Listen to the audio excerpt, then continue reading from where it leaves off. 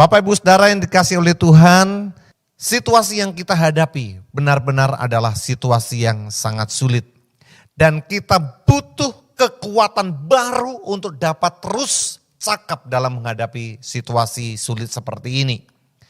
Nah, Bapak Ibu Saudara yang dikasihi oleh Tuhan, banyak orang berpikir bahwa kekuatan itu adalah selalu berkaitan dengan fisik saja.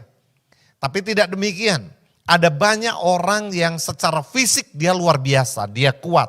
Tetapi sebetulnya jiwanya lemah, rohnya begitu rapuh sehingga dia tidak tahan dalam menghadapi permasalahan pergumulan yang dialaminya. Saya ingat dengan seorang petinju yang hebat dari Venezuela yang bernama Edwin Valero. Dalam karirnya dia naik ring selama 27 kali. Dan 27 kali juga dia menang secara KO. Lawan-lawannya semua dikalahkan secara KO, luar biasa. Digadang-gadang dia akan menjadi petinju hebat di masa depan. Tapi sayang, ketika dia menginap di sebuah hotel bersama dengan istri anak-anaknya, ada sebuah pertengkaran antara dia dengan istrinya dan dia membunuh istrinya dengan cara yang sangat biadab dengan menancapkan pisau di 3 bagian di dalam tubuh istrinya yang menyebabkan istrinya meninggal. Akhirnya Edwin Valero ini ditahan, ditangkap dan saudara tahu di dalam tahanan keesokan harinya polisi menemukan bahwa Edwin Valero mati bunuh diri dengan menggantung diri dengan pakaian yang dia kenakannya. Jadi dia adalah seorang yang hebat secara fisik. Dia memenangkan semua pertandingan secara KO, tapi sayang jiwanya rapuh, ya, rohnya begitu lemah, tidak kuat dalam menghadapi pergumulan kehidupan. Tapi Tuhan tidak ingin kita sebagai anak-anaknya seperti itu. Tuhan mau supaya kita memiliki tubuh yang kuat, fisik yang prima, tetapi juga kita memiliki jiwa yang kuat, roh yang kuat untuk kita dapat menghadapi segala tantangan dan pergumulan kehidupan ini. Itulah sebabnya dalam situasi sulit yang seperti ini kita butuh kekuatan baru. Firman Tuhan hari ini saya berikan judul kekuatan baru seperti Raja Wali. Mari kita membuka bagian firman Tuhan. Dari Yesaya pasal yang ke-40 ayat yang ke-27 sampai 31. Firman Allah berbunyi demikian. Mengapakah engkau berkata demikian, hai Yakub, dan berkata begini, hai Israel, hidupku tersembunyi dari Tuhan dan hakku tidak diperhatikan Allahku. Tidakkah kau tahu dan tidakkah kau dengar? Tuhan ialah Allah kekal yang menciptakan bumi dari ujung ke ujung. Ia tidak menjadi lelah dan tidak menjadi lesu, tidak terduga pengertiannya. Dia memberi kekuatan kepada yang lelah dan menambah semangat kepada yang tiada berdaya. Orang-orang muda menjadi lelah dan lesu dan teruna-teruna jatuh tersandung. Tetapi orang-orang yang menanti-nantikan Tuhan mendapat kekuatan baru. Mereka seumpama Raja Wali yang naik terbang dengan kekuatan sayapnya. Mereka berlari dan tidak menjadi lesu. Mereka berjalan dan tidak menjadi lelah. Kekuatan baru seperti Raja Wali. Menarik, Bapak Ibu Saudara yang dikasihi oleh Tuhan. Mengapa Tuhan mengangkat burung Raja Wali sebagai lukisan tentang orang yang diberi kekuatan baru oleh Tuhan? Karena burung Raja Wali adalah raja dari segala burung. Dia memiliki keistimewaan yang tidak dimiliki oleh burung-burung yang lain. Dan itulah yang Tuhan harapkan bagi kita. Supaya kita mendapat kekuatan baru dalam situasi yang kita hadapi saat ini. Seperti pada burung Raja Wali. Tetapi syaratnya satu. Dalam ayat 31 dikatakan orang-orang yang menanti-nantikan Tuhan mendapat kekuatan baru. Jadi kuncinya pada menanti-nantikan Tuhan. Sehingga kita mendapat kekuatan baru seperti burung Raja Wali. Nah, apa itu menanti-nantikan Tuhan? Dari bahasa asli Alkitab, dari bahasa Ibrani, pengertian menanti-nantikan Tuhan mengandung 3 hal. Yang pertama adalah kerinduan kepada Tuhan. Di beberapa ayat-ayat lain, kata menanti-nantikan itu menggambarkan kerinduan seseorang akan hadirat Tuhan. Dipakai juga atau diterjemahkan dalam bahasa Indonesia, mencari Tuhan. Ya, kita tahu sendiri bahwa Raja Daud sebagai seorang raja yang begitu sibuk, tetapi dia selalu menanti-nantikan Tuhan. Dalam Mazmur pasal yang ke-63, dia berkata, jiwaku haus akan engkau seperti rusa yang merindukan air. Aku rindu akan pelataranmu, aku rindu akan hadiratmu.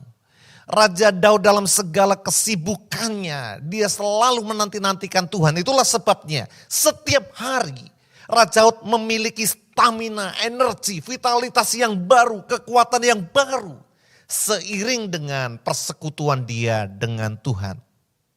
Nah Bapak Ibu Saudara, konteks dalam pembacaan kita dalam Yesaya 40 ini, bahwa Israel sedang berada dalam penawanan di Babel. Dan 70 tahun mereka ditawan di sana. Dan mereka menggerutu, mereka mengeluh kepada Tuhan. Hak mereka seperti diabaikan oleh Tuhan. Hidup mereka seperti tersembunyi bagi Tuhan. Mereka mengeluh sepanjang hari. Sampai mereka lupa untuk bersekutu dengan Tuhan. Untuk menikmati kehadiran Tuhan. Satu ayat referensi kalau kita membaca di dalam Mazmur pasal 130 ayat yang kelima. Di sana dikatakan, aku menanti-nantikan Tuhan yang punya pengertian kerinduan kepada Tuhan. Jiwaku menanti-nanti dan aku mengharapkan firman-Nya.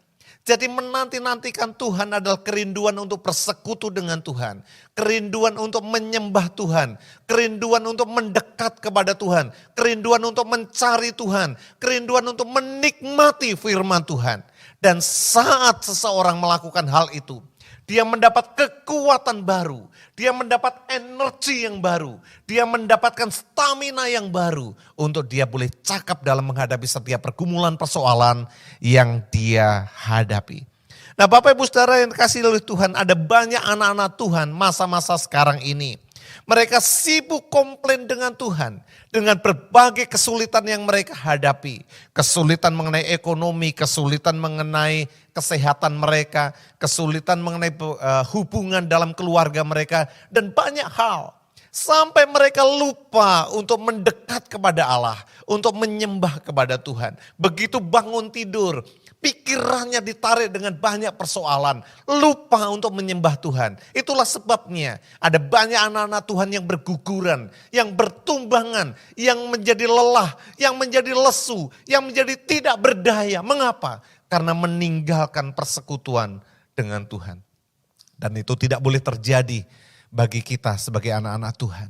Tuhan rindu untuk kita mendekat kepada Dia. Menanti-nantikan Dia. Seperti rusa yang rindu akan air. Biarlah hati kita juga merindukan Tuhan. Kita rindu untuk menyembah Tuhan. Kita rindu untuk menikmati persekutuan dengan Tuhan. Kita rindu menikmati firman Tuhan setiap hari, setiap waktu. Dan itu akan memberi kekuatan baru kepadamu. Jadi menanti-nantikan Tuhan.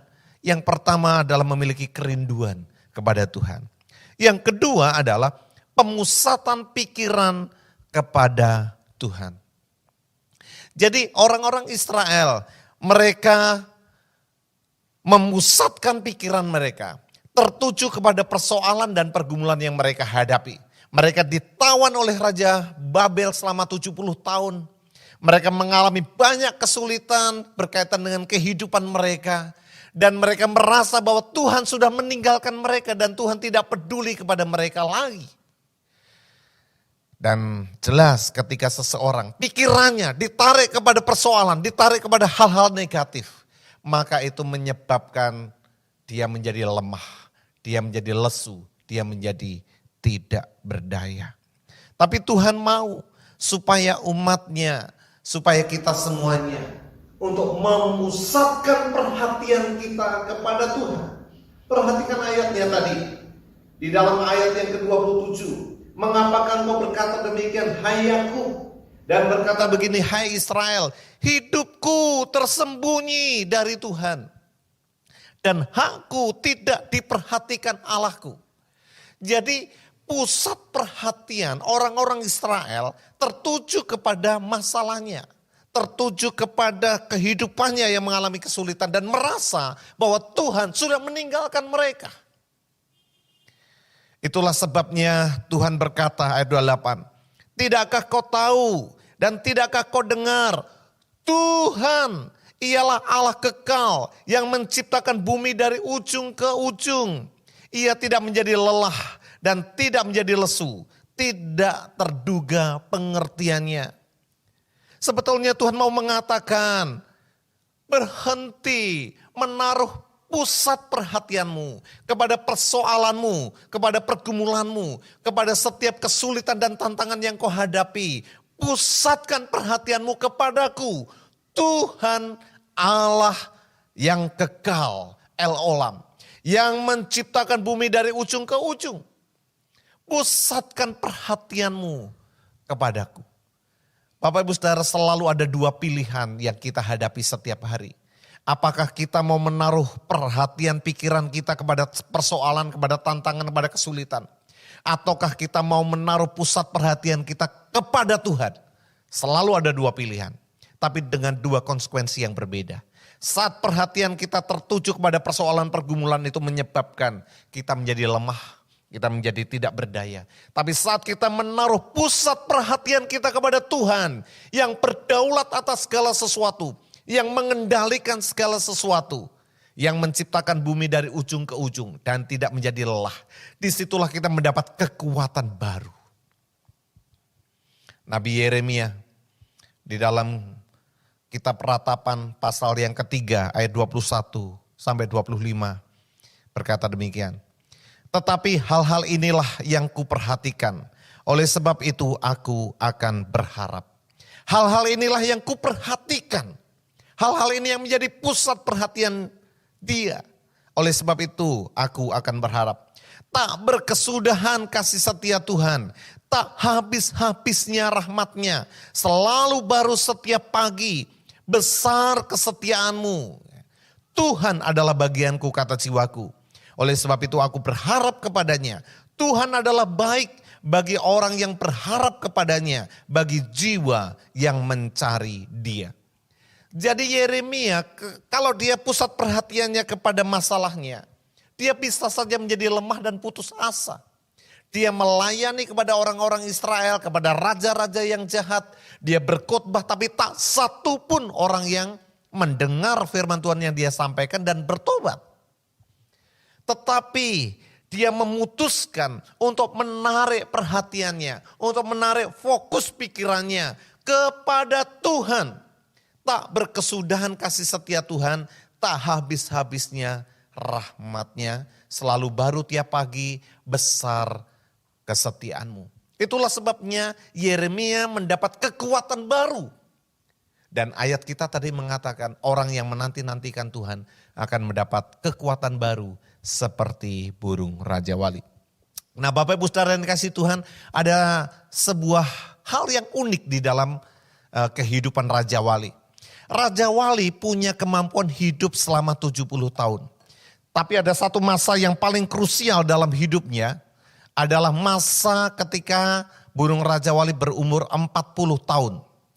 Ketika 40 tahun, burung Raja Wali harus mengambil keputusan. Apakah dia akan menjalani sebuah proses yang sulit, ataukah dia tidak mau menjalani proses yang sulit tapi hidupnya menjadi lebih singkat.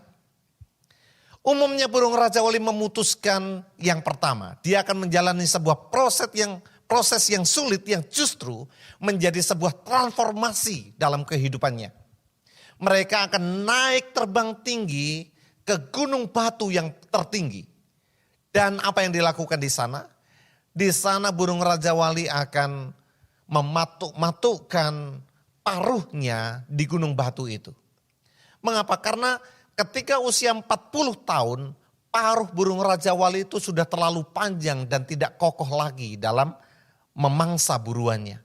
Itulah sebabnya mereka mematuk-matukkan, membentur-benturkan di gunung batu sampai paruhnya itu menjadi lepas. Lalu paruh yang baru mulai tumbuh kembali. Setelah paruh yang baru tumbuh kembali, paruh itu dipakai untuk mencabuti kuku-kukunya. Mengapa? Karena ketika umur 40 tahun kuku-kukunya juga sudah tidak menjadi tajam lagi dalam mencengkram buruannya. Itulah sebabnya dicabut satu persatu, tentu saja itu sebuah proses yang menyakitkan.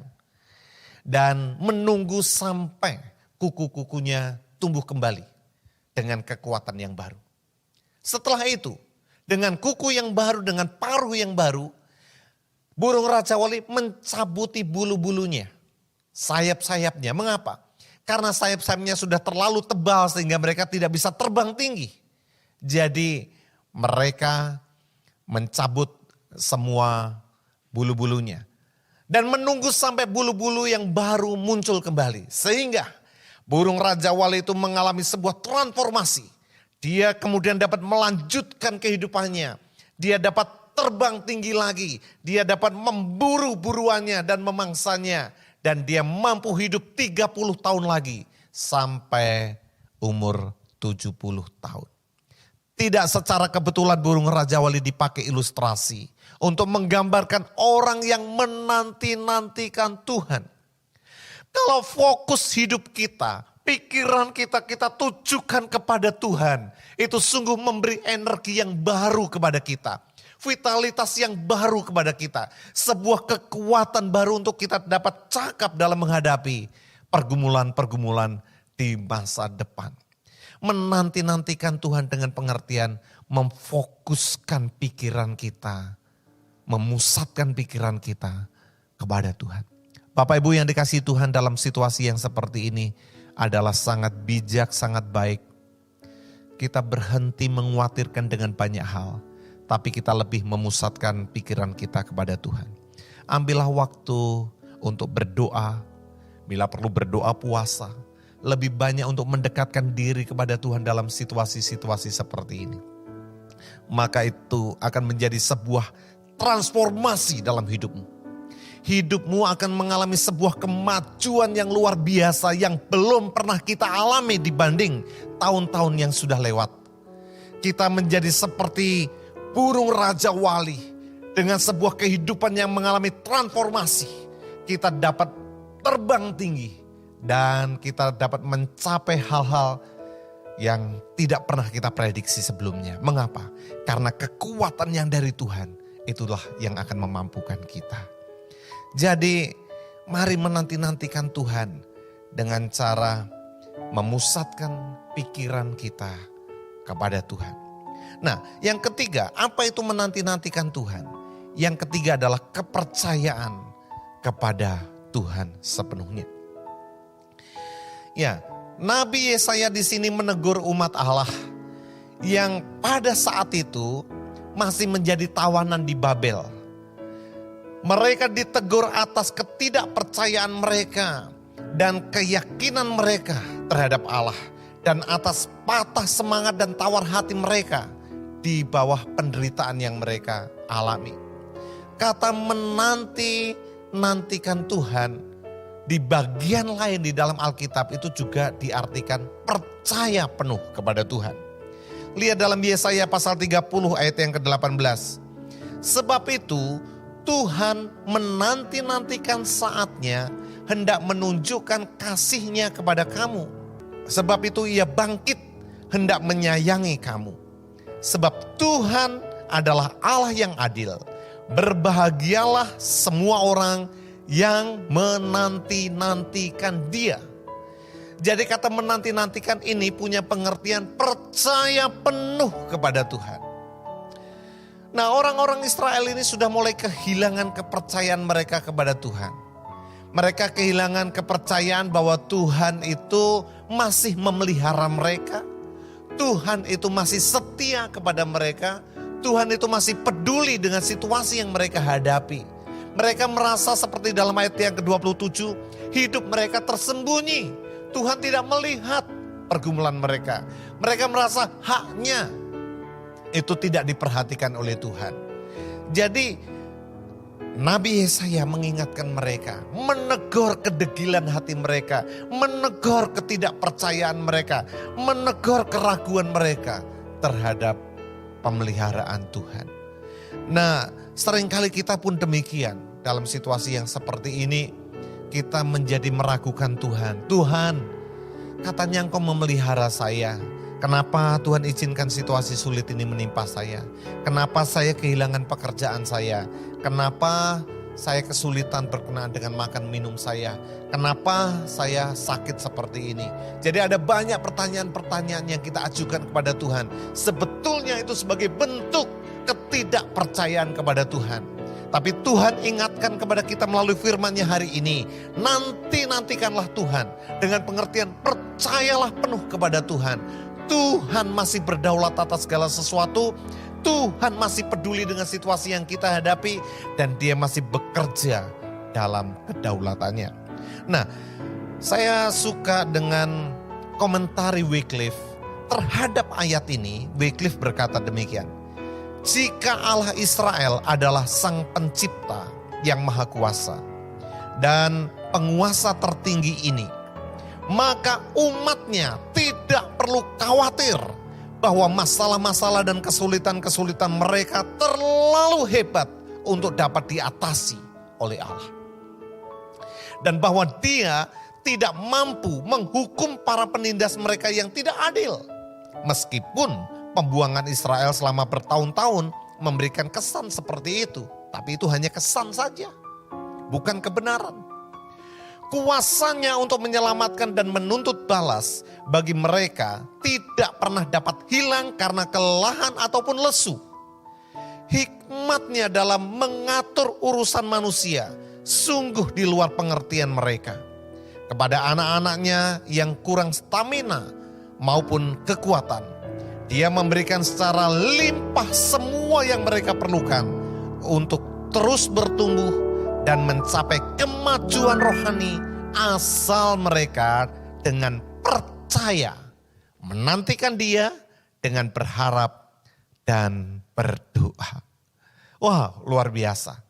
Tuhan, Sang Pencipta yang Maha Kuasa, penguasa tertinggi itu masih peduli dengan keadaan kita. Dia tidak absen, Dia tidak menyembunyikan wajahnya. Dia masih peduli dengan hidupmu, masih berperkara dengan apa yang kau alami. Masih membela engkau dari orang-orang yang memperlakukan kau secara tidak adil. Dia masih ada bersama-sama dengan engkau. Dia masih bekerja dalam hidupmu. Dia masih peduli kepadamu. Karena itu, buang semua keraguanmu terhadap Tuhan. Singkirkan segala ketidakpercayaanmu kepada Tuhan. Percayalah sepenuhnya kepada Tuhan. Nantikanlah Tuhan di dalam kehidupanmu. Bapak Ibu Saudara yang dikasihi oleh Tuhan, kiranya firman Tuhan hari ini memberi kekuatan baru kepada kita.